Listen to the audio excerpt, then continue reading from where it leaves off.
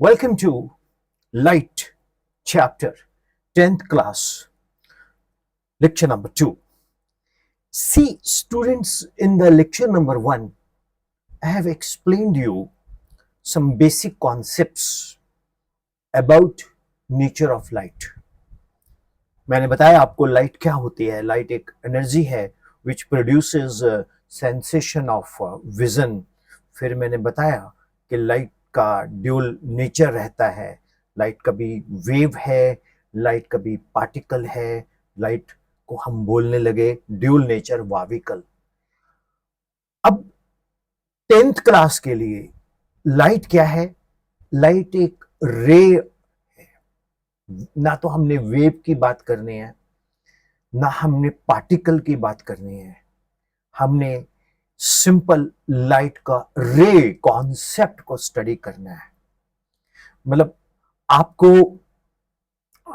बहुत कुछ बोला जा सकता है इसमें कि बेटा वेव होती है, लाइट रे नहीं होती है, लेकिन हमने एक limited case of wave optics को स्टडी करना है जिसका नाम है ray optics. Limited case of this ये हमने स्टडी करना है जिसका नाम है रे ऑप्टिक्स.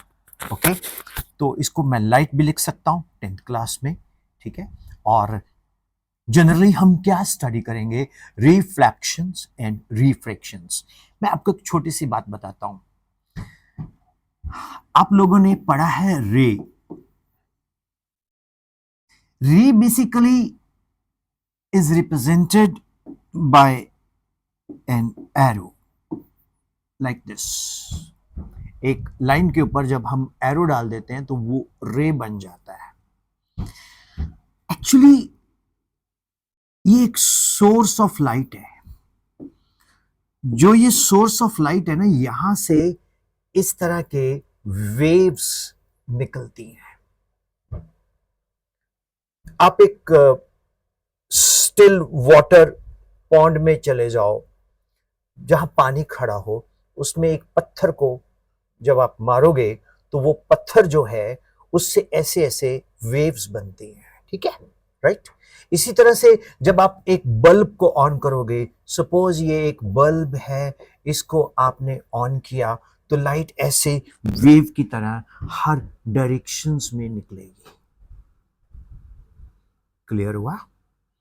अब यहां पर अगर हम लोग एक टेंजेंट ड्रॉ कर दें इस तरह से, और इस टेंजेंट के ऊपर एक परपेंडिकुलर ड्रॉ कर दें, तो ये बन जाता है रे. ये है रे, ये है रे, ये है रे. तो रे हमेशा स्ट्रेट लाइन में चलती है, स्ट्रेट डायरेक्शन में चलती है. और हम लोग रे को रे डायग्राम्स में मैथमेटिक्स का जो ज्योमेट्री है वो कंसेप्ट बड़ा इजीली इंट्रोड्यूस करते हैं. तो इसलिए जो ये कॉन्सेप्ट है लाइट का, इसको हम लोग जियोमेट्रिक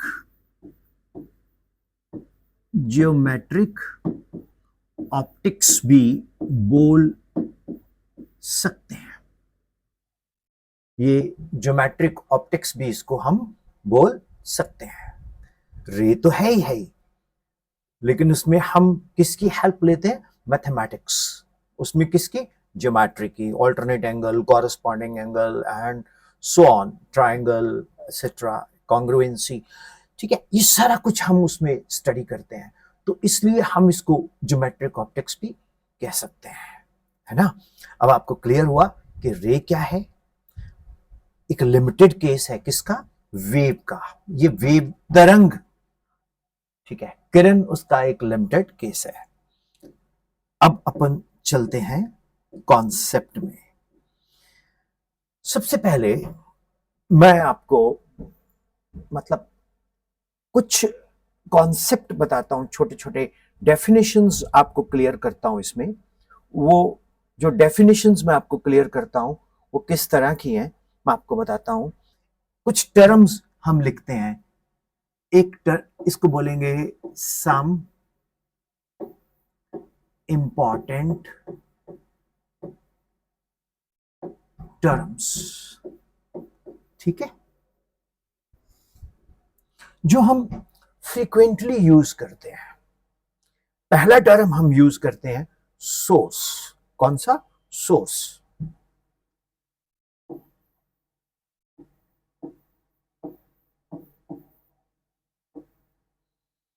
अब आप पूछेंगे सर ये सोर्स क्या है? Source of light is an object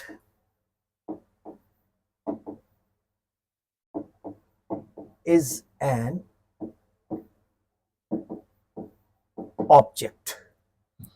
source of light एक क्या है? ऑब्जेक्ट है हमारे पास, राइट? अब आप पूछेंगे सर ये कैसा होता है? कुछ सोर्स ऑफ लाइट होते हैं नेचुरल,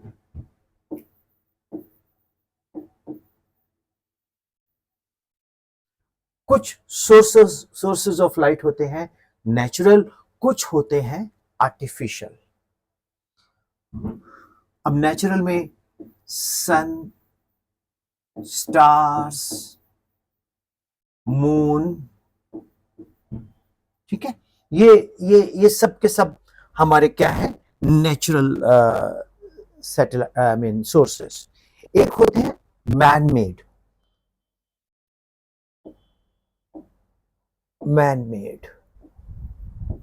तो मैन मेड में क्या है? बल्ब्स हैं, करेक्ट, ओके, जैसे इलेक्ट्रिक लैंप है, ऑयल लैंप है, ये सारे के सारे, मैं साइड पे होके बोलता हूं, ये सारे के सारे मैन मेड होते हैं। अब ये भी जो सोर्सेज ऑफ लाइट हैं ये भी दो तरह के होते हैं। First is self luminous. अब आप पूछेंगे सर ये सेल्फ ल्यूमिनियस कौन से होते हैं? Self luminous source is that which possess light of its own. For example, sun is a self-luminous, right? Stars क्या है? Self, luminous. Electric lamps क्या है? Self-luminous. Candle क्या है? Self-luminous, right?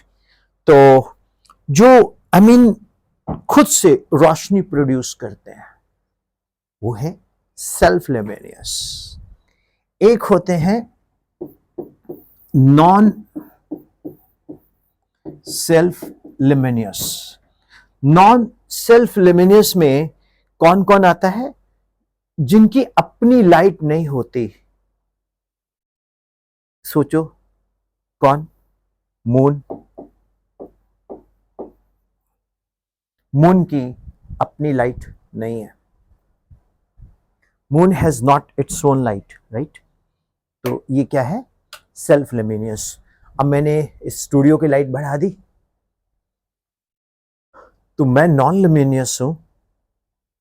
आप स्टूडियो की लाइट मेरे ऊपर पड़ती देख रहे हो तो मैं नॉन ल्यूमिनियस हूं, but I am visible, I am showing some reflected light from my face, from my system. तो ये क्या है? ये अपने आप में नॉन ल्यूमिनियस की एक बेस्ट एग्जाम्पल मैं आपको कोट कर रहा हूँ, ठीक है? 10th क्लास वालों, बात आराम से समझने वाली क्लास होती है मेरी, तो इसमें अब मैं इसको भगाऊं, hey students, light, light is a source of energy which produces sensation of vision. There are two types of light sources. One is natural, other is unnatural. Natural sun, ये वो, and unnatural like man-made. अरे यार आराम से समझो, है ना? हमने कोई टॉक शो थोड़ी करना है। सो ये फंडा आपको क्लियर है? ये हमारा ये एक कॉन्सेप्ट है जो आपके सामने चल रहा है, राइट? अब इसके बाद हम ना बार बार एक वर्ड यूज करेंगे,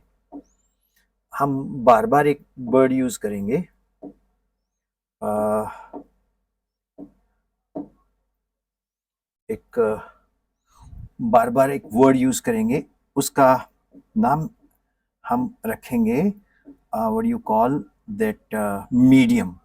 मैं बहुत बार बार यूज करूंगा medium.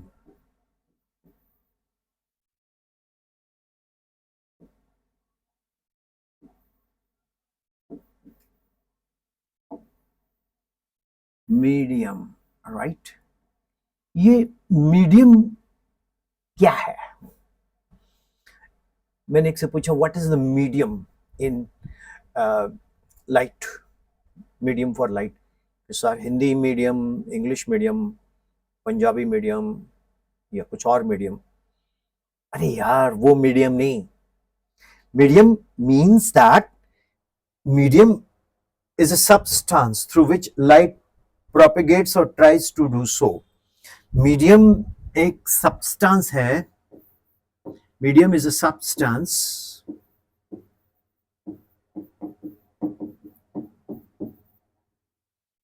through which light propagates.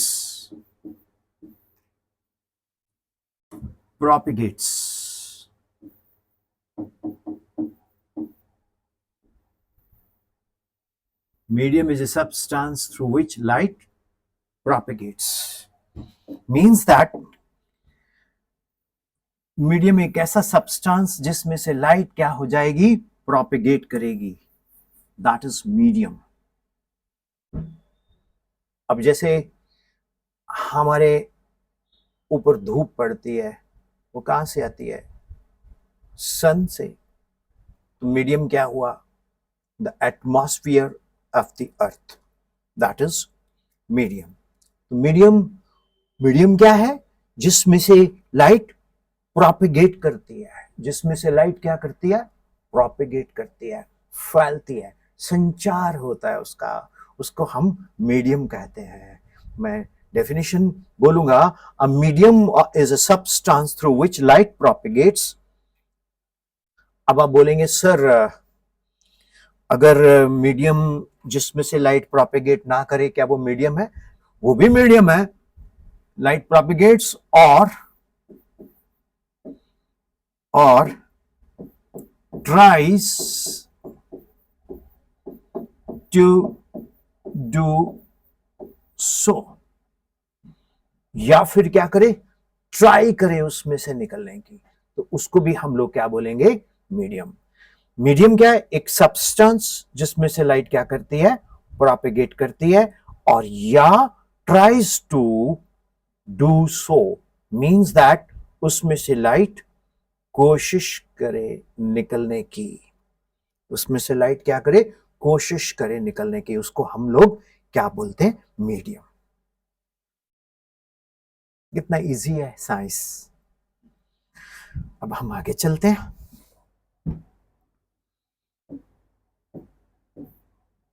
Medium is of two types, rather three types. Medium is of three types.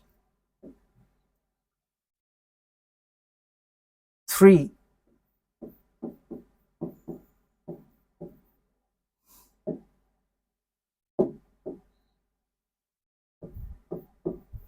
types of medium.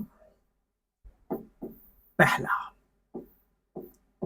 transparent,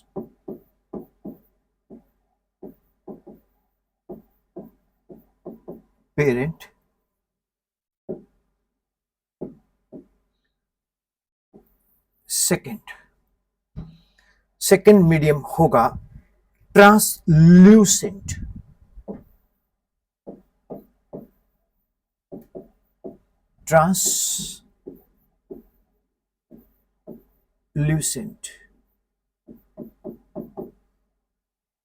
and third medium होगा ओपेक।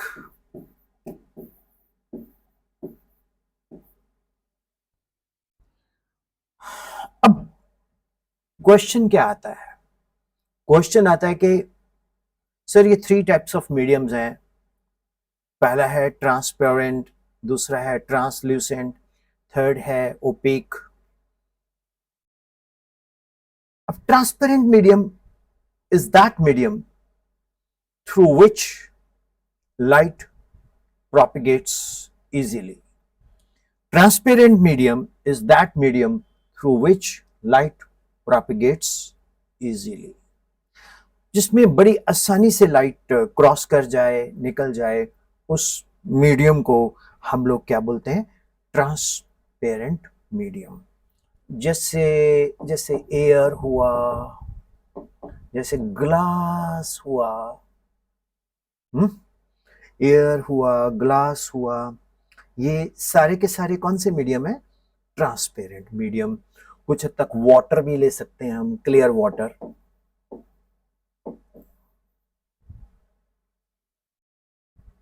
कैसा है? इजी है ना? अब मैं आपको आगे लेके चलता हूं। ट्रांसल्यूसेंट।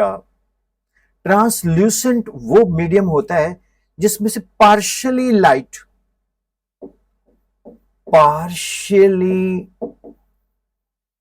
लाइट निकल जाए। आप बोलेंगे सर पार्शियली मींस आंशिक रूप से। एक कागज ले लो, एक व्हाइट कागज ले लो, उस व्हाइट कागज के ऊपर आप जब आप व्हाइट कागज लोगे तो उस व्हाइट कागज को जब आप ध्यान से देखोगे तो आपको लगेगा उसमें कि इसमें से लाइट नहीं गुजर रही है, इसमें से लाइट नहीं गुजर रही है। लेकिन जब हम उस पर थोड़ा ऑयल लगा देंगे, ऑयल, तो उसमें से हल्की हल्की लाइट निकलती है। उसको बोलते हैं, ट्रांसपेरेंट को बोलते हैं पारदर्शक। हिंदी में इसको बोलते हैं पारदर्शक, जिसके उस पार दर्शक दिखाई दे। ओके, ट्रांसल्यूसेंट, पारभाषिक मींस आंशिक रूप से उसमें से लाइट निकलेगी, दैट इज कॉल्ड, ठीक है। या ग्राउंडेड ग्लास, जैसे ग्राउंडेड ग्लास होते हैं वॉशरूम्स में लगाए जाते हैं, जिसमें रोशनी तो आती है लेकिन दिखता नहीं आर पार, ठीक है, तो ग्राउंडेड ग्लास कहते हैं उसको। वैसे ग्राउंडेड नहीं मेरे को बोलना चाहिए, मेरे को बोलना चाहिए ग्राइंडेड ग्लास, तो उसको हम बोलेंगे पारभाषिक, राइट। इसके बाद आता है ओपेक। ओपेक एक ऐसा मीडियम है जिसमें से लाइट पास ही नहीं कर सकती।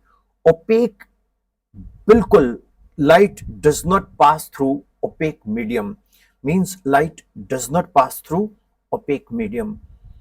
You get my point, what I am saying?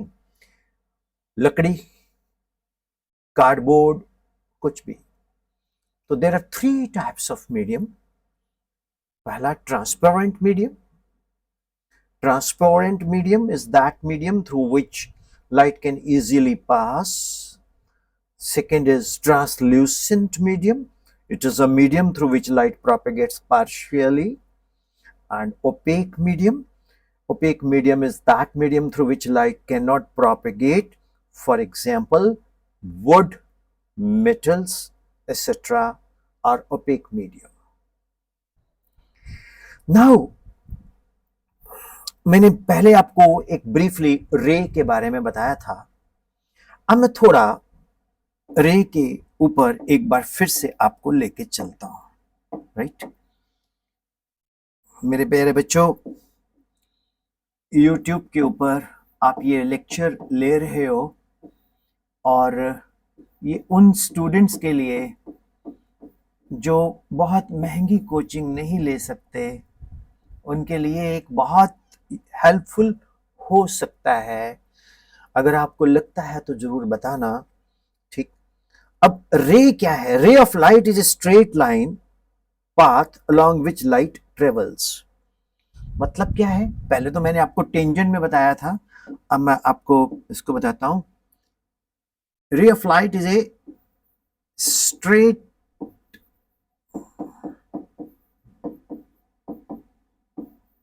line path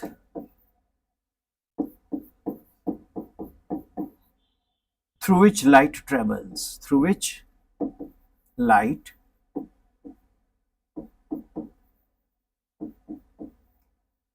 travels। तो ये है रे। इसको हम लोग रिप्रेजेंट करते हैं with kind of an arrow on it, ठीक है। इसको हम एरो लगा के ऐसे रिप्रेजेंट करते हैं। ये हमारी रे हुई। अब रे भी कई तरह की होती है जो हम बार बार टर्म्स को यूज करते हैं, ठीक है। मैं आपको बताता हूं, पहले मैं बोर्ड पे बना देता हूं रेस, फिर आपको क्लियर होगा। देखो ये तो एक जनरल रिप्रेजेंटेशन है रे की, ठीक है।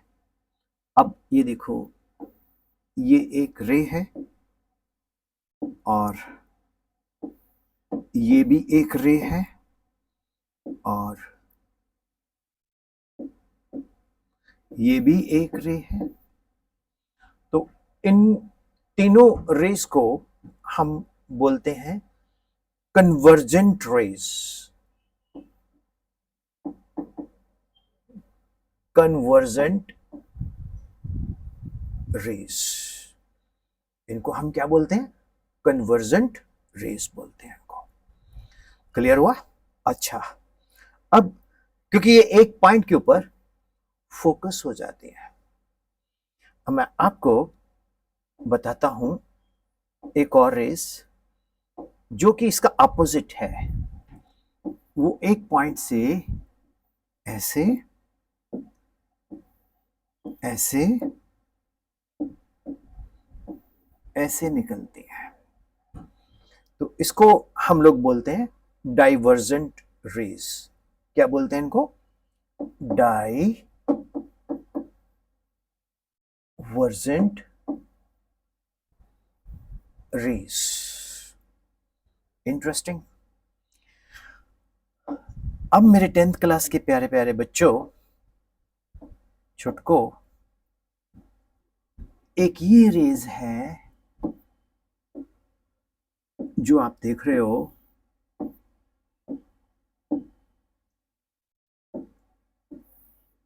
इसको बोलते हैं हम लोग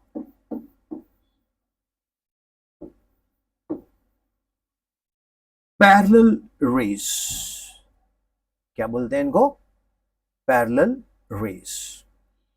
तो ये पैरेलल रेस कहलाएंगी।